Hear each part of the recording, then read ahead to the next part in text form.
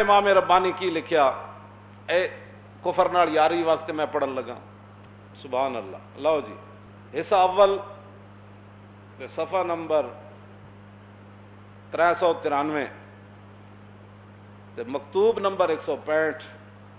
آپ نے فرمایا کفار کے ساتھ جو خدائے عز و جل اور اس کے رسول پاک علیہ الصلوۃ والسلام کے دشمن ہیں دشمنی رکھنی چاہیے اور ان کو ذلیل و خوار رکھنے میں کوشش کرنی چاہیے. یہ اللہ رسول کے دشمن ہے کافر, ان کو ذلیل کرنے کی کوشش کرنی چاہیے اور کسی طرح بھی ان کو عزت کا مقام نہیں دینا چاہیے. تسی مندر بنا کے کی کرنا ہے اور اسی تو چلو سانو تو جو کچھ ہویا ساڑھے بارے تسی جڑے تاثرات ہم سے زیادہ تم مولوی ہو, بیٹھ کر تمہارے وزیر کہتے ہیں ہم مولوی خادم سے زیادہ مولوی ہیں تو ٹھیک ہے, میں نے تو کبھی دعویٰ ہی نہیں کیا.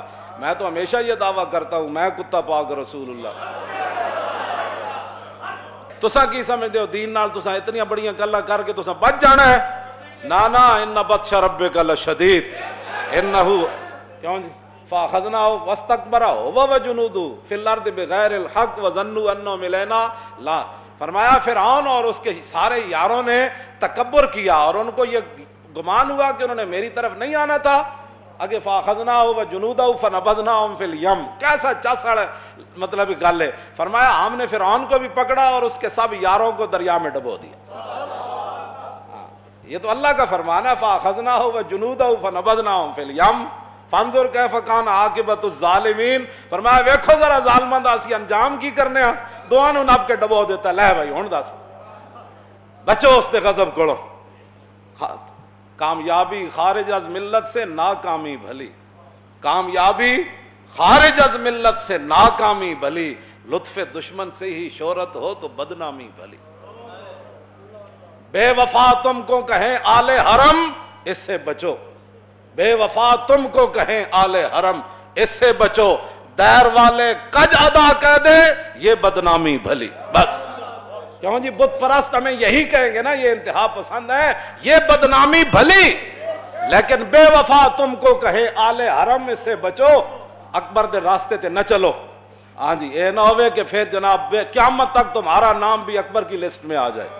ہاں بے وفا یہ مطلب ہے بے وفا تم کو کہیں آل حرم اس سے بچو اور دیر والے کج ادا کہہ دیں تو یہ بدنامی بھلی.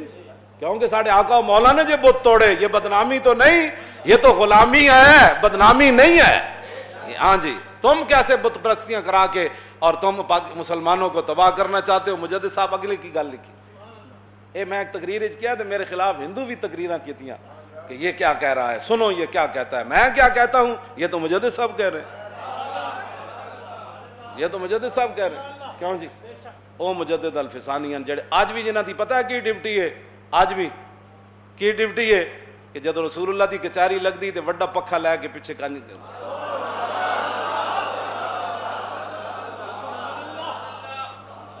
مولانا بدر الدین سرہندی کی فرما دیں مجدد صاحب جتے میں اس واسطے اتنی وڈی انہاں دے حوالے دے رہا ہاں تاکہ ایک کوئی سانو تو لوگ پرا کر دیں دے نا یہ مولوی بخشے جگہ تے اسی بخشے جاواں گے, لیکن گل اس بابے دی کرو.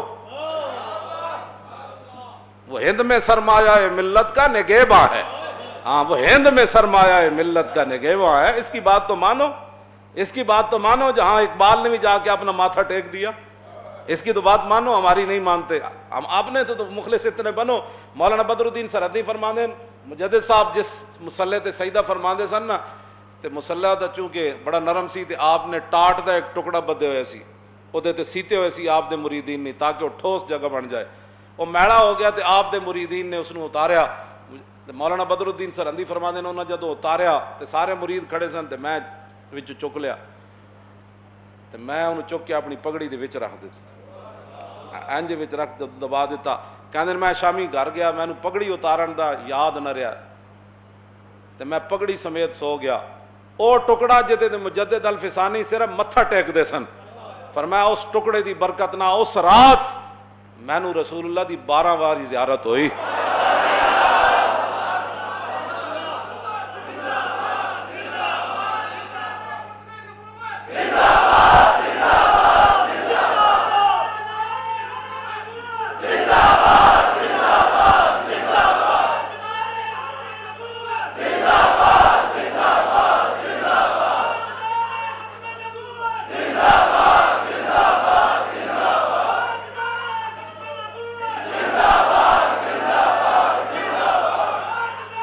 ختم نبوت۔ توجہ، آپ فرماتے ہیں کہ ان بدبختوں کو اپنی مجلس میں جگہ نہیں دینی چاہیے، کفار کو، اور ان کے ساتھ کوئی انس و پیار نہیں کرنا چاہیے، حقیقی گل، اور حتی الامکان کسی معاملہ میں بھی ان کی طرف رجوع نہیں کرنا چاہیے، اور فرضاً ضرورت پڑ ہی جائے تو قضائے حاجت انسانی کی طرح ناپسندیدگی اور مجبوری کی صورت میں ان سے حاجت برآری کرنی چاہیے۔ فرمایا کافراں نال یاری نہیں ٹھیک، جو کوئی انہاں نال تعلق بھی نہیں ٹھیک، جے کرنا پہ ہی جائے کوئی معاملات انجی ایوے جے میں بندہ لیٹرین جانا مجبوری، تے لیٹرین جا کے بندہ لیٹرین نال پیار تے نہیں نہ کردا۔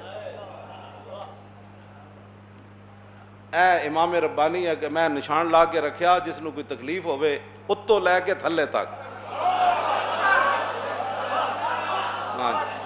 مندر بنان والے پچھو شہ دین والے،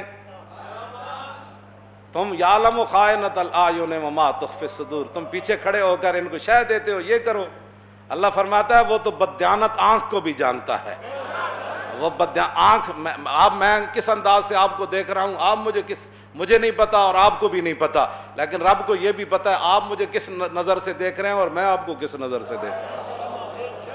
وہ تو بددیانت آنکھ کو بھی جانتا ہے۔ وما تخفی الصدور، اس وقت آپ سینے میں کیا سوچ رہے ہیں کہ مولانا صاحب کیسی باتیں کر رہے ہیں، کہیں ایسے بھی ہوں گے نا، تو تقریریں اسمبلیاں کر رہے ہو نا، اللہ کو ڈرو، اے ظفر اللہ جمالی کہہ گئے سی یہ ساری اسمبلی غرق ہو جائے، اے تے حضور دی رحمت للعالمین سی، تسی سارے غرق نہیں ہوئے تے ہن غرق ہونا چاہتے ہو۔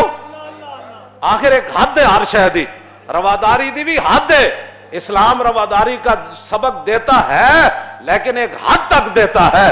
ہاں یہ نہیں باتیں کہ تم اسلام کے نام پر بنا ہوا ملک ہے اور وہاں تم مندر کی باتیں شروع ہو گئی، مسجد کا تم نے کبھی نام نہیں لیا، اسلام کی کبھی تم نے ترجمانی نہیں کی، تمہارے منہ کے اندر پھوڑے نکلے ہوئے ہیں، ساری زندگی کبھی ایک بار بھی تمہیں اسلام کی بات کرنے کی توفیق نہیں ہوئی۔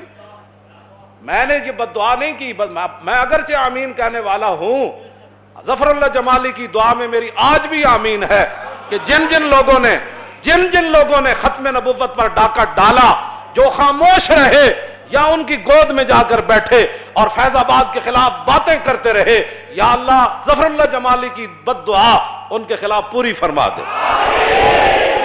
میں آج بھی اس کا آمین، میں آج بھی اس کی دعا پر میں آج بھی آمین کہتا ہوں۔ آخر اس نے دیکھا تھا نا تم نے کیا کیا اسمبلی میں، آج تم باتیں کرتے ہو سارے اور پھر اس حد تک چلے آئے ہو۔